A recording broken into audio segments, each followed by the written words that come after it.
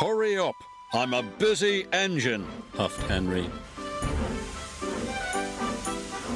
Goods arrive night and day at the docks. Sometimes Henry and the other engines work so hard that their axles ache. The fat controller brought in a new engine to help with the heavy workload. He was long and had 10 drive wheels. He looked very strong. This is Murdoch. He's going to be pulling freight on the main line. Ahoy, Murdoch! Shouted Salty. Welcome, Murdoch, called Harvey. You're the biggest engine I've ever seen, cried Thomas. You're a chatty lot, Murdoch said quietly.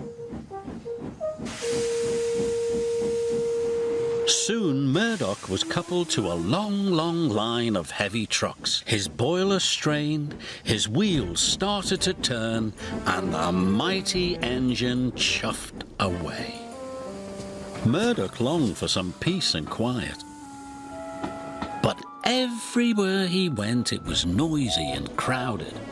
At the end of the day, Murdoch was looking forward to a good night's rest. But Salty and Harvey were full of questions. What's the longest train you've ever pulled? Have you worked Marseille? Have you ever crashed? Please, Murdoch chuffed. I want some peace and quiet, and I don't want to share a shed with chatterboxes. No need to be rude, huffed Harvey. We're only being friendly, matey.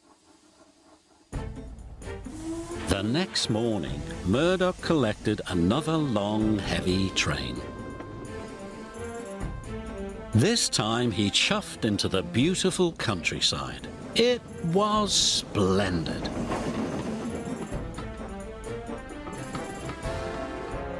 At last he had some peace and quiet.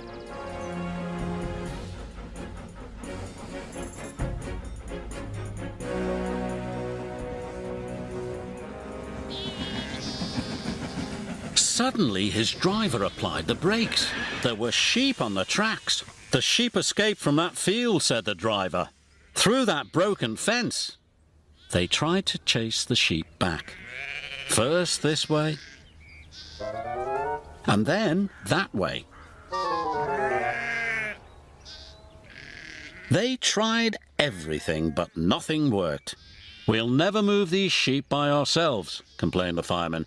I'll go and phone for help, sighed the driver.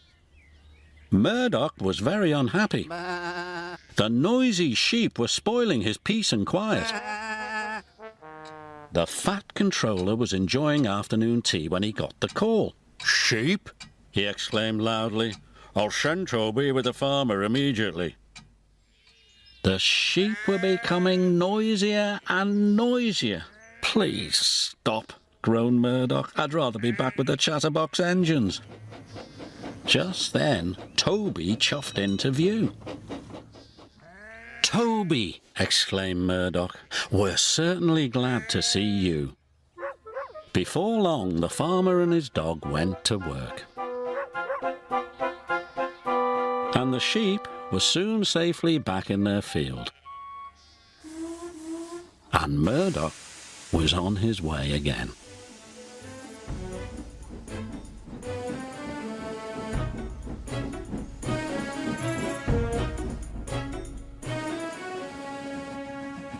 That evening, Murdoch parked between Harvey and Salty, but Murdoch spoke first.